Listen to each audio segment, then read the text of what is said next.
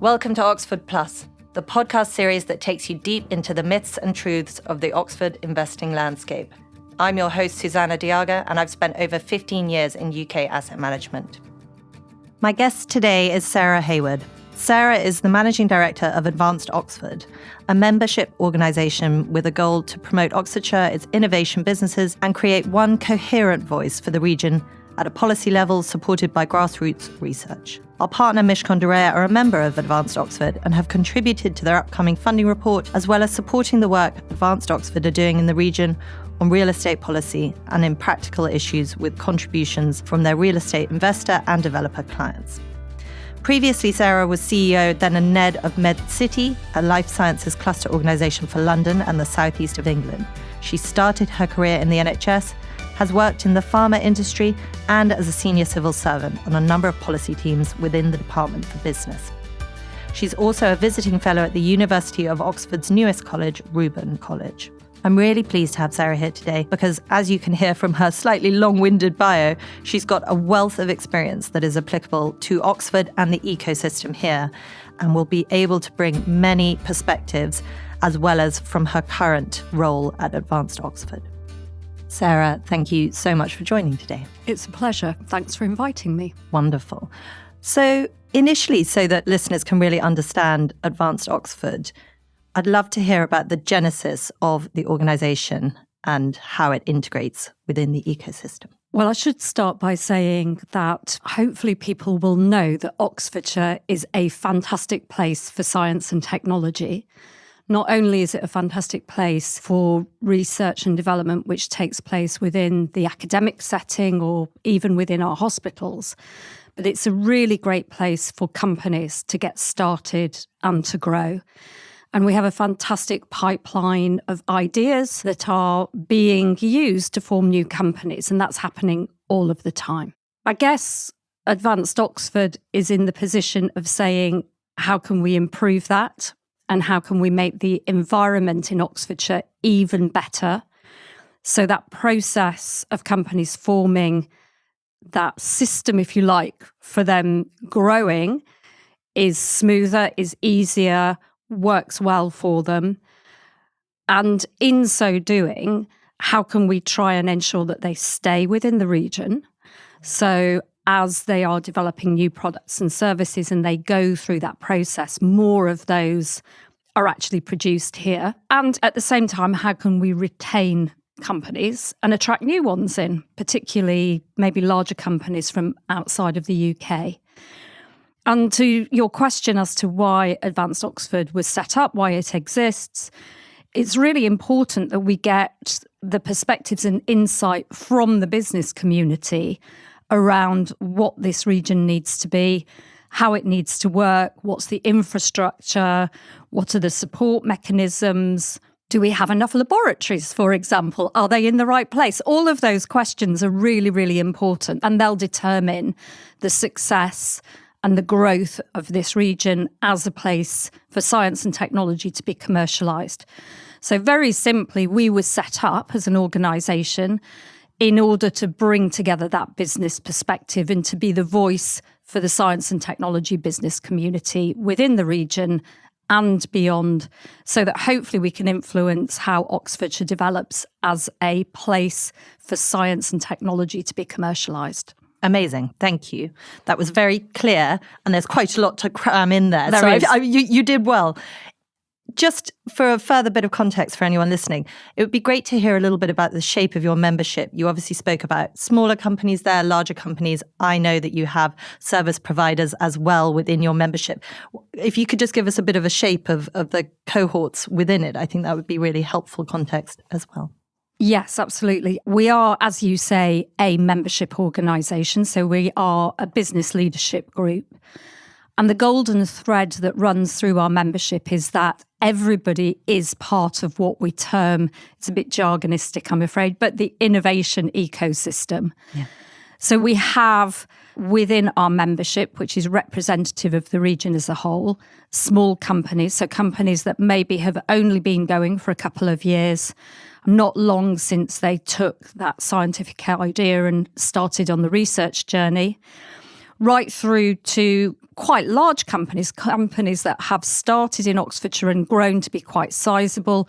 I suppose a good example is Immunocore, which is now a commercial biotech company, but started as a University of Oxford spin-out over 20 years ago. To large multinational companies that have R&D activity within Oxfordshire. So a couple of examples would be Abbott Diabetes Care in Witney and Vertex Pharmaceuticals, which is based on Milton Park. We then have other important organisations and institutions who are all vested in making this region work. So we have the two universities, both University of Oxford and Oxford Brookes. We have the NHS represented through a body called the Health Innovation Network. We have Oxford Science Enterprises, a huge funder of science spin-outs from the University of Oxford. And then also place-based members, Harwell Campus, Begbrook, Vista Motion. And finally, none of this works without important companies that support that ecosystem. So we have a very small number of professional services firms, but they really capture, if you like, the people, the organisations that are absolutely pivotal to supporting companies throughout the whole life cycle. So Mishcon de Rea as our law firm representative, James Cowper Creston as our accountancy representative, Mathis & Squire as an IP specialist firm. So everybody has got a vested interest in making this work. Really, really interesting. And I suppose when I hear you talk about that, what's evident is that that's a very powerful group of members to have. And your voice should, and I know does, lend a lot of weight to the policies or the research that you produce. I imagine it can be quite hard sometimes to get agreement from that group. Is that a problem? Or actually, do you find that so often the goals of all that collective are sufficiently aligned that actually that's easier than one might think with various stakeholders? Interestingly, there's actually a lot that people can agree with. I think because we've all got this shared mission of seeing Oxfordshire develop as a place which can be world leading for translation of science into companies and supporting economic growth. So that's a common thread. It's something that everybody feels really committed to. Of course, we do have some of our members that are in competition with each other. It's inevitable. So particularly if we think about some of the place-based members that are developing new science parks, new campuses, they inevitably are chasing after the same occupants, the same tenants. But nevertheless, there are still issues that are pre or non-competitive that they can all agree with, such as the challenges of the planning system, a very hot topic at the moment, as we have a new government that's very focused on that. So it tends to be that we have more agreement than we have disagreement. But actually, I think it's very healthy that we have different perspectives. Diversity of view is really important, and we can use that and reflect that into different things that we do. And so picking up on what you just said, we do have a new Labour government. Everyone is hearing one of the main things they're putting out there is that they're going to break down barriers to planning locally. How are your members asking you to represent their views with that new government? What are the main things that you would push for Oxfordshire that you really think there's an opportunity, hopefully, to deliver on what that government is at the moment promising, I suppose, but we haven't necessarily seen the detail? I think there are a number of things. The first thing, I've just referred to planning, and that is a key issue. It relates both to planning for infrastructure, and then there are different kinds of infrastructure. So we are clearly very interested in support to develop places for science to take place. So new laboratories, for example. Increasingly, we're seeing science campuses be much more mixed development. So they're not just about putting up sheds for companies to go into, but they do need really quite sophisticated laboratory spaces, but they need amenities. People work there at the end of the day. And there's a huge fight for talent. So they need to be great places to work. So you need social spaces, you need cafes, you need, nice places that people feel that they want to work in. So we need a planning system that really supports that. One of the things that we've been calling for, particularly in the context of the development of the Oxford to Cambridge region, is for science infrastructure to be taken out of the planning system and to be a special category of planning, so it becomes more strategic infrastructure. So that's something that we would like to see, and that's something that we've been working on. We desperately need new housing. I know that that can be a very touchy issue. It's a very sensitive issue because there are clear questions about where that housing development takes place. But it's a huge bottleneck and a huge barrier to economic growth within the Oxfordshire region. So having a more permissive system in terms of supporting housing development is something that is incredibly important, we think, and we'd like to see the district councils across the whole of Oxfordshire working together in a much more collaborative way to support that. I certainly hope that the changes that the Labour government are signalling in terms of planning will encourage that kind of collaborative working across regions. And then the final piece is around key pieces of infrastructure. And the one I would point to immediately, because it's one of the highest priority issues for us as an organisation, is around transport. So we really want to see investment into East-West Rail. We are greatly encouraged to see that that scheme is back on government's agenda, and we need the current government to support that, and if they can, to expedite it so that you can get from Oxford to Cambridge, joining up the top of what we would refer to as the Golden Triangle. And you can do that easily and quickly. That's incredibly important in terms of flows of labour around the region and attracting talent and having a really vibrant exchange between companies, so it supports collaboration as well. And the other scheme that is really, really important to many of our members is the Cowley branch line, which is the extension of the line that would join up the Oxford Science Park, the new Ellison Institute for Technology, through into Cowley, into BMW, Mini, Arc Oxford, etc. And we really need government to support those projects. So I'm hoping that the growth agenda that the government is pursuing will support projects like those. I couldn't agree more. I think it's so important that there is a statement of intent from this government that carries through the rhetoric and that they really action, particularly the transport side of things. And it's incredibly important because I'm always blown away when people talk about the Bay Area in America as one area, and yet the Golden Triangle is sort of seen as three distinct places. Yet geographically, we could fit in their pocket. And I think some of that's a perception, some of that's probably a slightly overloaded motorway network. But the roads between here and Cambridge really are shockingly bad. I went the other day and it's just a good 2 hours and there's no good way to slice it, and that's on a good run. And it's a dreadful journey too, truthfully. It's too many roundabouts, or it's the M25. And the idea of that being just one railway line is like a breath of fresh air. I completely agree with you. So last week I had to be in Cambridge as well, and I went into London and back out on the train. Yeah. So a journey that ended up being probably 3 times as long as it would be had I been able to get the train across the top of the triangle. And you're absolutely right, is that we sometimes lose sight of the fact that we're talking about, from a global perspective, really quite small geographies. So the idea that Oxford, Cambridge, London are all distinct and separate places makes no sense whatsoever if you think about it in the context of places like Boston, Cambridge, Massachusetts, and that life sciences cluster, which is actually about a 200 square mile area, or the Bay Area on the West Coast, or San Diego stretching up through La Jolla, etc. So we do have, unfortunately, a tendency to be a little bit parochial and maybe a bit small island focused. And we think that these geographies are really very separate. They're not.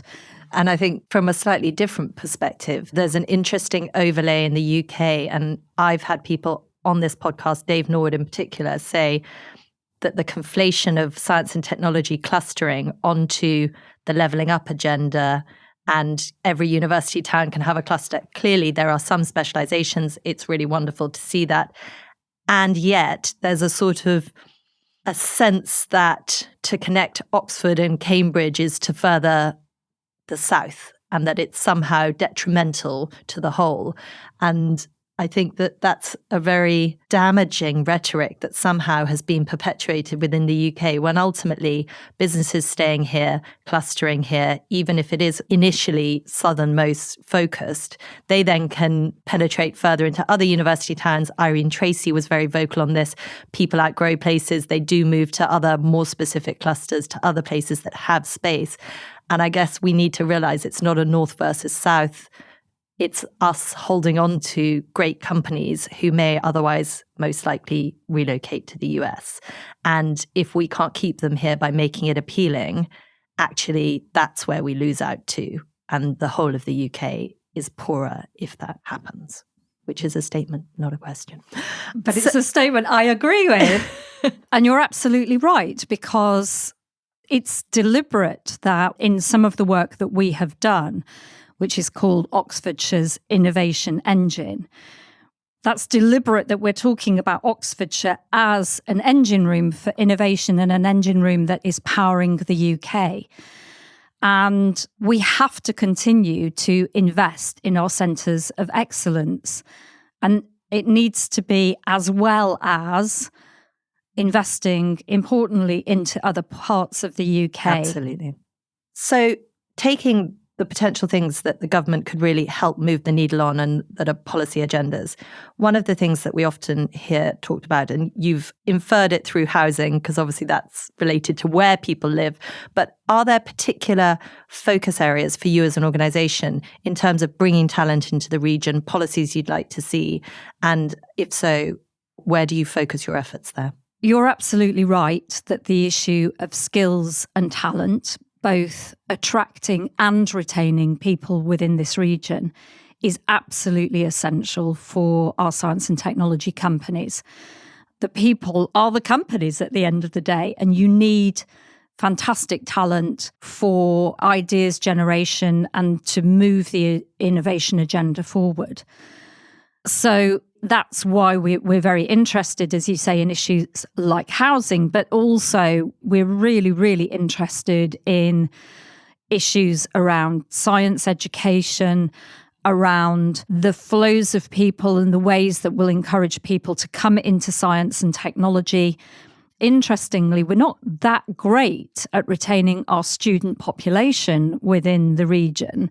We're producing all these fantastically talented people out of both of our universities, but we're not very good at retaining them at all. And I think, dare I say, we're even worse when it comes to our business schools in terms of letting people go and not taking advantage of the fact that we're training these really great strategic and business thinking people and mopping them up into our companies. At the other end of the spectrum, there's still a lot, I think, that needs to be done around apprenticeships. We've seen, I guess, over the last few years, some really great developments in apprenticeships. And I think we're starting to shift the dial a little bit on presenting the apprenticeship route as being a good alternative to going into higher education for some students. But actually, there's still a lot to do to educate school-age children about the opportunities within science and technology. And I can give you a great example, which is through our further education system within Oxfordshire. So we've got a really fantastic couple of further education colleges within Oxford, one within the centre of Oxford, the other one in Blackbird Leys. They have an Institute of Technology that's focused on training students to be ready for data-rich, digital roles, etc. And their barrier is persuading students to go and do those courses because they don't realise what fantastic roles there are available and what amazing career opportunities there can be if you have those skills, because every company needs them, every company wants them. And so you can have a really amazing career. But if we don't help school-age children to see that this is a route for them, we're going to continue to struggle to educate them in the right way. I think there are some other issues as well, just about freeing up some of the rules about apprenticeships around the apprenticeship levy, about looking at ways in which that can be shared across companies, particularly in terms of supporting companies in the supply chain for larger companies.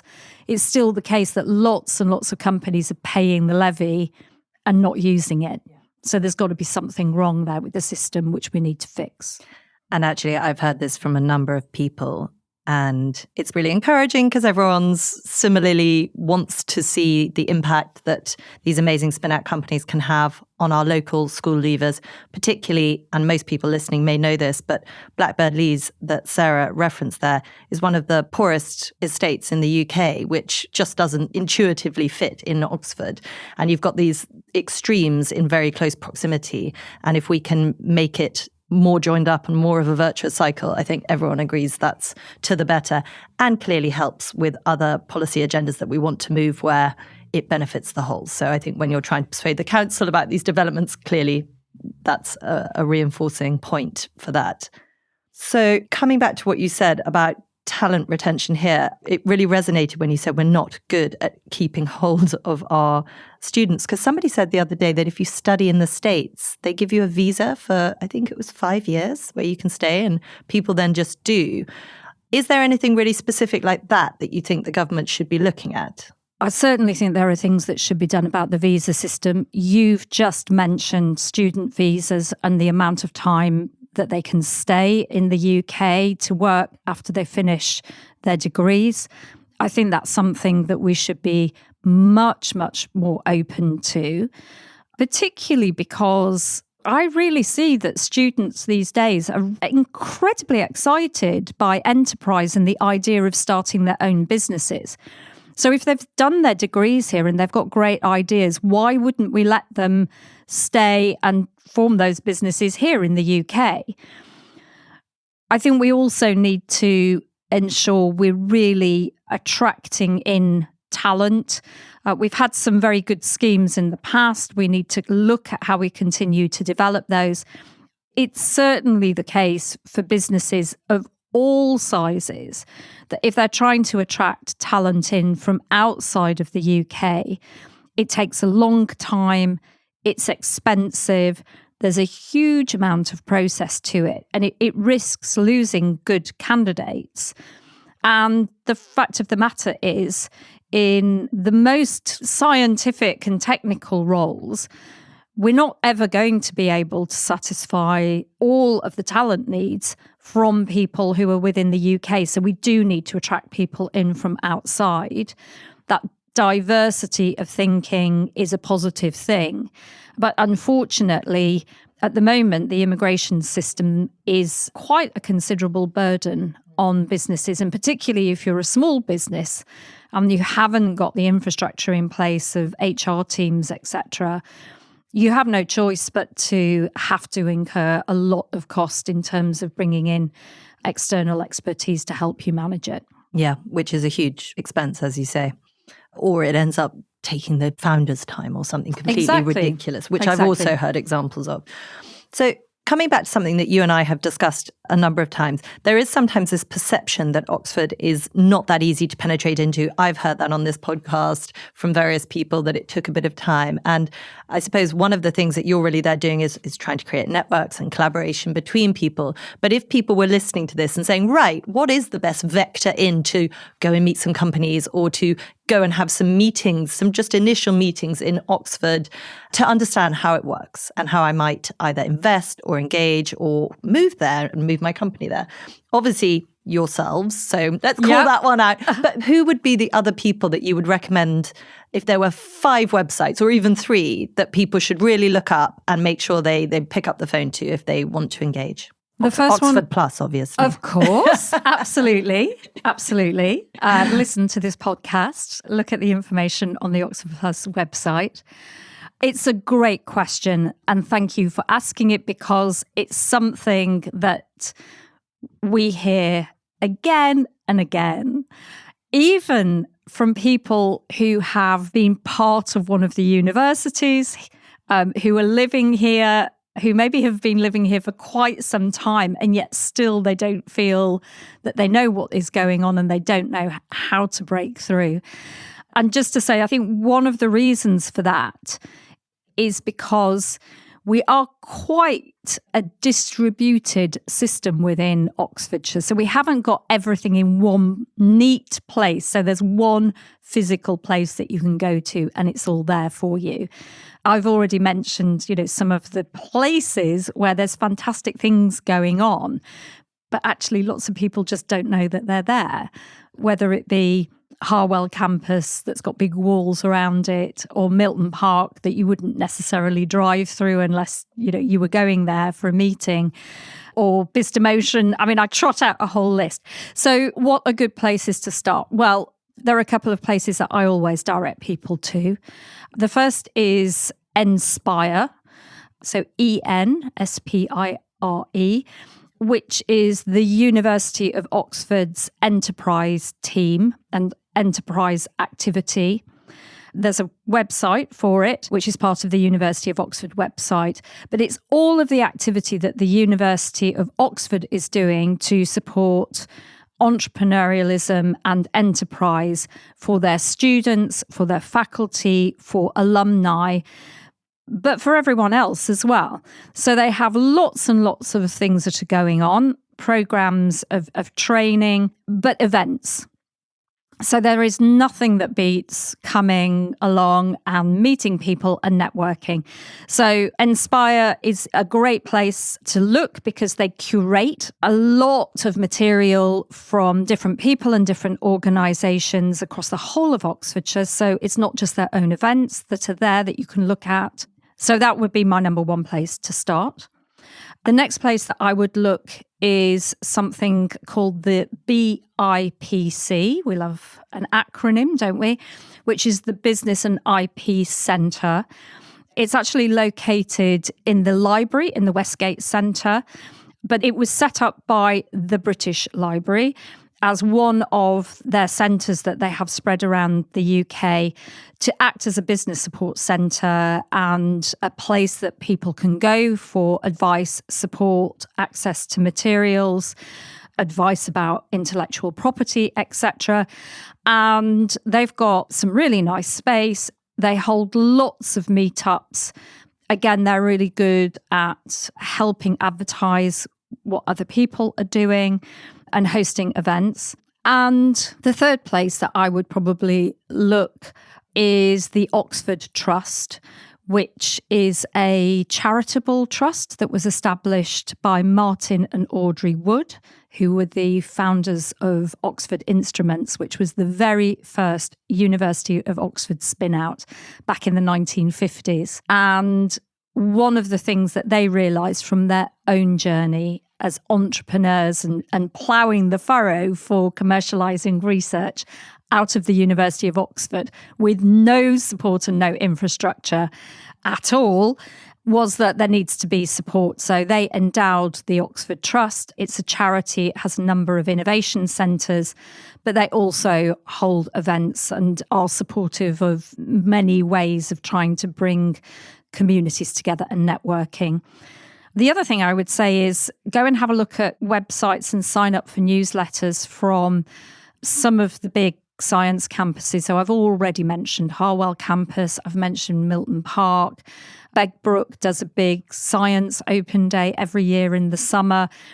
These places actually really want to invite people in, and most of them have newsletters that you can sign up to so that you can find out when they're running events and also when they're hosting events. So in fact, there's loads of ways that you can get in, but it's just about finding those. But those are the places that I would start. Wonderful. Thank you. I think that's really good to have some sort of practical tips, because I wonder that sometimes we discuss these problems and not the solutions. So thank you for that. We've obviously spoken about the Advanced Oxford research, and we spoke about specifically the Innovation Engine report that you produced. But you and I have also been working closely with a wider group of people on an investor-focused piece of research. I know that it's not published yet, but it's obviously coming up this autumn. I'd love to hear a little bit about what you're looking for within the data, if you're happy to share, and what you hope some of the action out of that will be. Well, let me start by saying why we're doing this piece of work. I guess we probably would look at a place like Oxford and Oxfordshire and think it's flush with money and it's an easy place to raise investment if you are a company that needs to raise investment. And it's probably worth flagging for the lots and lots of science and technology companies, they do require investment. They look to bring in risk capital in exchange for equity in their businesses, and they use that much more than debt is used. So it's quite unusual for R&D intensive, science intensive companies to use debt, particularly in the early stages. So we need a really good pool of capital available to those companies. And we also need them to be investable. I mean, it would be totally unreasonable to think that anybody would invest in a company that wasn't being well run or had good ideas, etc. So companies need support. They need support in order to become investable propositions, and they need money. And surprisingly, we don't have enough of it. We don't have enough of it locally. And our companies, unsurprisingly, need to go elsewhere to look for it. They will frequently go to London. They will go to Cambridge. They'll go anywhere, frankly. But they will West Coast also, of America. Absolutely. So that was what I was going to say, is that they then look overseas. And you might say, well, is that a problem? Not necessarily, but it can be a problem because I said right at the beginning, one of the things that we want to do is ensure that we can retain companies in the UK as they bring on more investors and they diversify investors, particularly if they're bringing in overseas investors. There becomes increasing pressure for them to relocate activities out of the UK and proximate to the investors. There could be other reasons why they're needing to do that as well in terms of access to markets. But what we don't want is to lose companies because the investors are insisting that they go elsewhere to do the research, development, the commercialization. We know that we've got some very specific issues that need to be addressed. If I were talking in the language of government policy or the fundamentals of why government policy is created, I would say that one of the issues is that we have something called information asymmetries, which is an economist's way of saying you don't know what you don't know. So if you're an investor and you're interested in investing in science and technology, but you've just never come to Oxford, you've never been to Oxfordshire, you don't know, as we were talking about earlier, how to get in. How do you come and find companies that you might like to invest in? So that's one information asymmetry. And another is that companies, particularly those that are getting started, just don't know how to find money. They don't know where to look, and they can do an enormous amount of knocking on doors and often knocking on the wrong kind of doors looking for money. So we've got some very specific issues about how we support. Have we got enough money? Have we got enough investors? Are we open to investors coming in and being able to engage in this ecosystem?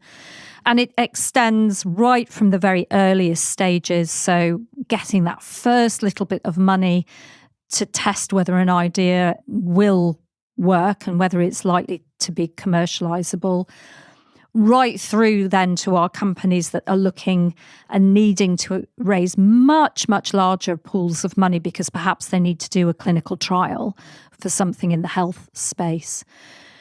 And I guess there are a couple of issues when I say we look at the system and go, oh, it's all fine in Oxfordshire, they're sorted, we don't need to worry about them.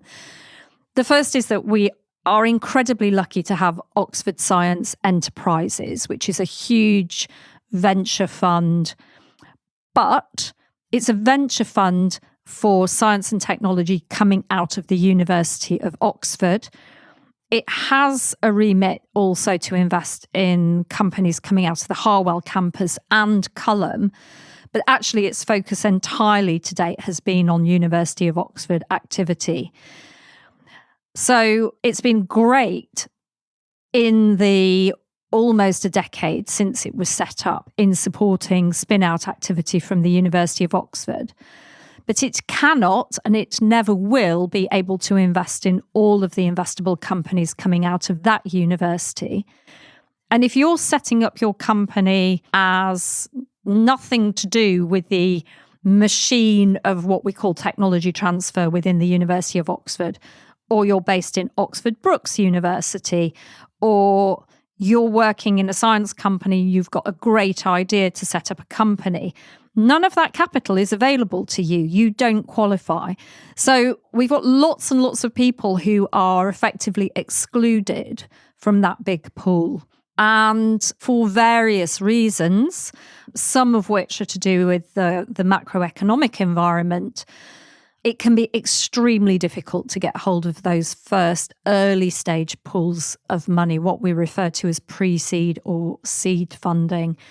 Many people will go to angel investors. We have an angel network. We've actually got a couple of angel networks working within Oxfordshire, but we need more angels to support companies. We need more recycling of money, by which I mean people who've been successful in business reinvest into other businesses. And more generally, as I said, we just need support to help companies get it right and get it right first time. And then if I go right to the other end of the spectrum, there are some things around government policy that we need to see change, again, to encourage flows of money to come into companies in order to support economic growth through science. And actually, you and I have spoken before about some very effective policies that are in place. So obviously, we spoke about angel investors who benefit from SEIS and EIS, which is enterprise investment schemes, which are effectively tax breaks on things you invest in. And if you lose your money, which sometimes you do, it means you get even more tax relief. There's also great tax credit schemes. But something that only in a conversation earlier this week somebody proposed was effectively to be extending some of those schemes further up the capital scale. So not just for seed round or pre-seed round, as you identified, but actually for companies that are looking for scale-up capital where there's a bit of a gap in the UK. And I'd be interested to get your view on that, because I'd never heard anyone say that. And I can think of reasons why a government might balk at some of that. But if it were for pension capital, potentially, rather than, dare I say it, venture capital or private equity, which might be seen as giving a tax break to an already very successful cohort of society, do you think that's something that could appeal and would have a marked impact? I do. I think it's certainly an interesting idea. We know that SEIS and EIS, and the S at the beginning of SEIS stands for small, have been incredibly successful schemes. They're seen as being one of the really good policy interventions that exists in the UK. And we're quite unusual in having these schemes which de-risk investment for early stage investors.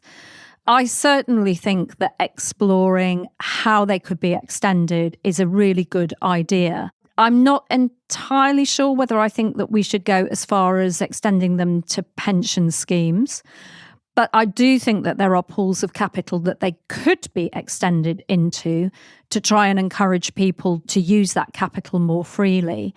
So family trusts, for example, might be an example where they could be extended, which are really about, as I said, tapping into pools of money that are not being used. Just taking that issue of pension schemes, however, it's something, Susannah, you and I have talked about a lot outside the context Chew your ear off on that one. Absolutely, outside the context of this conversation. But it's something I know we both really want to see. We think it's absolutely essential to this point of keeping companies in the UK and encouraging them to do the later stage research in the UK, from the UK, but also if they're here and they're getting the funding, they might be a bit more inclined to do some of the actual research here as well. For example, within our NHS, rather than going to other jurisdictions to do it. So I think there are things that definitely need to be looked at. It is something that was on the previous government's agenda and was being looked at through something called the Mansion House Compact. We need to see that taken forward, but we need to see it taken forward with pace, because I think there's a real risk that the intent is good, but the execution will take a long time. And I think also there are some other things emerging from our research which we'll be exploring with our advisory group, which you sit on, but with others before we make our final recommendations. But one of the things is, how can we encourage local pension schemes, such as local authority pension schemes, to support flow of money into local companies, so that there is this sense that the tiny bit, really, we're only talking about a tiny bit of institutional money like pension schemes, is going into risky investments, but risky investments which are also generating economic good and economic benefit locally.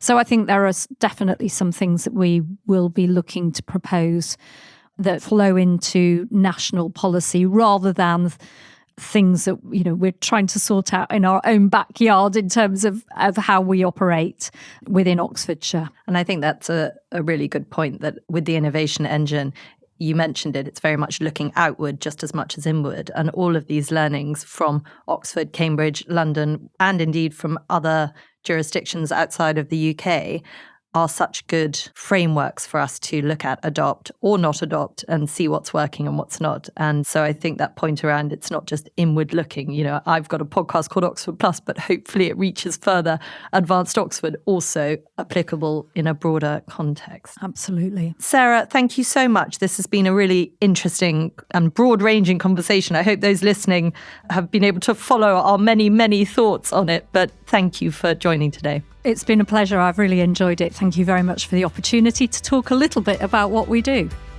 Thanks for listening to this episode of Oxford Plus, presented by me, Susannah de Jager. If you want to stay up to date with all things Oxford Plus, please visit our website, oxfordplus.co.uk, and sign up to our newsletter so you never miss an update. Oxford Plus was made in partnership with Mishcon de Reya and is produced and edited by Story 94.